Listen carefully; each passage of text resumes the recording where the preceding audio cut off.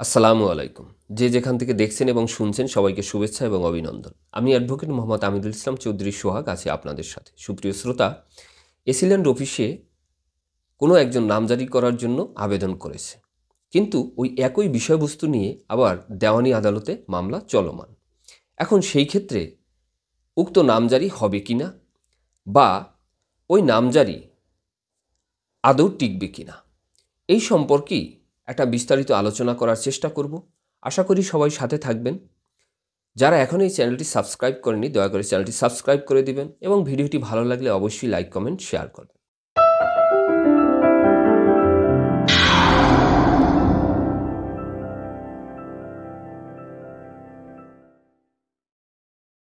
সুপ্রিয় শ্রোতা, যেমন বলেছিলাম যে কোনো একটা বিষয় সম্পত্তি নিয়ে দেওয়ানি আদালতে মামলা চলমান। এখন সেই ক্ষেত্রে উক্ত জমি বেচা বিক্রি করা যাবে কিনা বা নামজারি করা যাবে কিনা। কারণ আমরা জানি যে যদি কোনো জমি বেচা বিক্রি করতে হয় সেই ক্ষেত্রে সেটা নিষ্কণ্টক হতে হয়। এখন নিষ্কণ্টক বলতে কি বুঝি? নিষ্কণ্টক বলতে এটাই বোঝায় যে উক্ত জমি যে বিক্রি করবে তার একছত্র অধিকার আছে ওই জমি ভোগ দখল করার, এবং সে বহলে আছে ওই জমি, এবং কোনো মামলা হামলা ছাড়া, অর্থাৎ অন্যের নিরাপত্তে নির্বিবাদে সে উক্ত সম্পত্তিতে ভোগ দখলে আছে। এখন ওই জমি যদি একটা মামলা থাকে তাহলে কি সেটা একছত্র অধিকার বা নির্বিবাদে হলো না। উক্ত জমি যদি আবার অন্য কেউ নামজারি করার জন্য প্রেয়ার দিয়ে থাকে তাহলে কি সেটা একছত্র অধিকার বা নির্বিবাদে উক্ত জমি ভোগ দখলে আছে, এটা বলা যায়? অবশ্যই বলা যায় না। তাহলে এই যে সমস্যাটা, অর্থাৎ এসিল্যান্ড অফিসে নামজারি করার জন্য প্রেয়ার দিছে একজনে, কিন্তু অন্যজন আবার বহলে আছে, সে আবার কি করছে? দেওয়ানি আদালতে মামলা করছে। এখন সেই ক্ষেত্রে এই যে দেওয়ানি আদালতে মামলা চলমান থাকা অবস্থায় এসিল্যান্ড সাহেব তার নামে নামজারি দিতে পারবে কিনা। দেখুন, এসিল্যান্ড সাহেব তো জানবে না যে ওই একই বিষয়বস্তু নিয়ে দেওয়ানি আদালতে মামলা চলমান আছে। এখন সেই ক্ষেত্রে কি করতে হবে? যে দেওয়ানি আদালতে মামলাটা করলো তাকে কি করতে হবে? এসিল্যান্ডকে সেটা জানাতে হবে। এখন এই জানানোর সিস্টেমটা কি, অর্থাৎ আমরা কিভাবে এটা জানাতে পারি? এটা জানানোর আগে সিস্টেম ছিল একরকম, বর্তমানে অন্যরকম। আগে সিস্টেম ছিল এইটা যে দেওয়ানি আদালত থেকে একটা স্টে অর্ডার নিতে হতো, অর্থাৎ ওই মামলাটা চলতে পারে না, কারণ ওটা একটা নির্বাহী কোর্ট।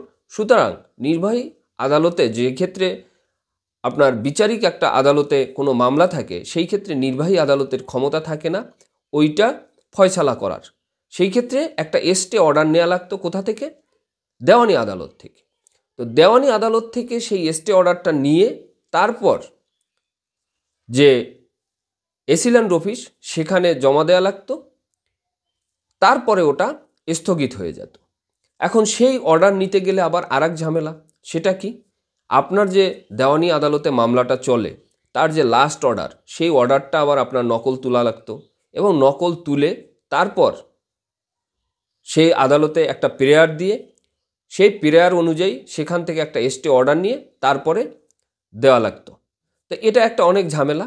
এটা নিয়ে 4-5 মাস আগে একটা রিটের পরিপ্রেক্ষিতে মহামান্য হাইকোর্ট থেকে একটা রায় হয়, এবং সেই রায় অনুযায়ী বর্তমানে আপনাকে সেই স্টে অর্ডার আর নিতে হবে না। তাহলে কিভাবে আপনার সেটা বন্ধ থাকবে? এজন্য আপনাকে যেটা করতে হবে সেটা হলো শুধু লাস্ট যে অর্ডার, অর্থাৎ আপনার যে দেওয়ানি মামলাটা চলতেছে সেই দেওয়ানি মামলার লাস্ট অর্ডারটার একটা নকল উঠাবেন। নকলটা উঠাইয়ে আপনি একটা প্রেয়ার লিখবেন।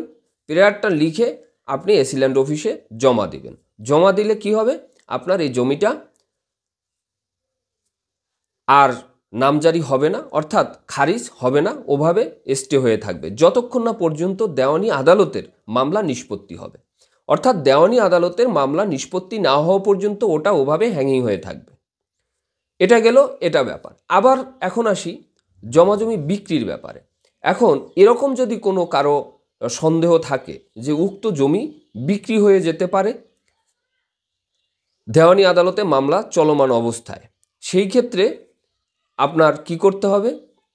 সেই ক্ষেত্রেও আপনাকে এসিল্যান্ড অফিসে এরকম একটা প্রেয়ার দিয়ে আপনাকে এসিল্যান্ড অফিসকে নোটিশ করতে হবে। তাহলে কি হবে, ওই জমি যে কিনতে যাবে সে কিন্তু ওই এসিল্যান্ড অফিসে খোঁজ নিতে যাবে যে এই জমি নিয়ে কোনো মামলা মোকদ্দমা আছে কিনা, অথবা খাজনা খারিজ ঠিকভাবে আছে কিনা, খাজনা পরিশোধ ঠিকভাবে আছে কিনা, সেটা যখন খুঁজতে যাবে বা সে ধরনের জন্য কোনো কিছু করতে যাবে, অথবা দেখা গেল যে নামজারি নেই তার নামে, সে বিক্রি করার জন্য নামজারি করতে যাবে, সেই ক্ষেত্রেও তাকে আর নামজারি দেওয়া হবে না এবং যে কিনতে যাবে সেও আর উক্ত জমি ক্রয় করতে পারবে না। সুপ্রিয় শ্রোতা, তাহলে আমরা আজকে ভিডিওর মাধ্যমে জানতে পারলাম এটাই যে যদি কারো এরকম কোনো সমস্যা হয়ে থাকে, অর্থাৎ দেওয়ানি আদালতে মামলা চলমান, সেই ক্ষেত্রে এসিল্যান্ড অফিসে যদি অপোনেন্ট পার্টি নামজারি করতে যায় তাহলে আপনাদেরকে এভাবে এগুতে হবে। এভাবে যদি এগুন তাহলে কি হবে, সে আর এই নামজারি করতে পারবে না এবং তার নামে উক্ত সম্পত্তি করে নিতে পারবে না। এখন আর একটা বিষয় আবার চলে আসে, ধরুন দেওয়ানি আদালতে মামলা চলমান, এই অবস্থায় কেউ তার নামে নামজারি করে নিয়ে গেছে। এখন সেই ক্ষেত্রে উপায়টা কি? দেওয়ানি মামলা চলমান অবস্থায়ও যদি আপনার যে দেওয়ানি আদালতে মামলা করলো তার নামে যদি খাজনা খারিজ থাকে, সেই খারিজ যদি অন্যজনে মিসকেস করে তার নামে নিয়ে নেয়, অথবা তার নামের খাজনাটা যে খারিজ আছে সেটাকে কেটে যদি অন্যের নামে নিয়ে নেয়, সেই ক্ষেত্রেও আপনার যে নিয়ে নিল তারটা টিকবে না, যখন আপনার নামে দেওয়ানি আদালত আপনাকে রায় ডিগ্রি দিবে। অর্থাৎ যে দেওয়ানি আদালতে রায় ডিগ্রির জন্য মামলা করলো তার পক্ষে যদি রায় ডিগ্রি আসে এবং অপর পক্ষ যদি মনে করেন খাজনা খারিজ কমপ্লিটও করে থাকে, তাহলে সেই খাজনা খারিজ টিকবে না। আপনি ওই রায় ডিগ্রি নিয়ে যদি ওই খারিজের বিপক্ষে যদি আপনি মিসকেস করেন তাহলে ওটা ভেনিশ হয়ে যাবে, আপনার নামে নতুন করে খাজনা খারিজ করে দিবে। সুতরাং এই ক্ষেত্রে কোনো ওয়ারিড হওয়ার কিছু নেই। অর্থাৎ দেওয়ানি আদালত হয়েছে সর্বোচ্চ আদালত, সে আদালত যে ফয়সালা দিবে সেটার উপরে ডিপেন্ড করেই নির্বাহী আদালত বা নির্বাহী যে ম্যাজিস্ট্রেট কোর্ট আছে, যেটা এসিল্যান্ড কোর্ট আমরা বলি, সেখানে নামজারি করতে বাধ্য।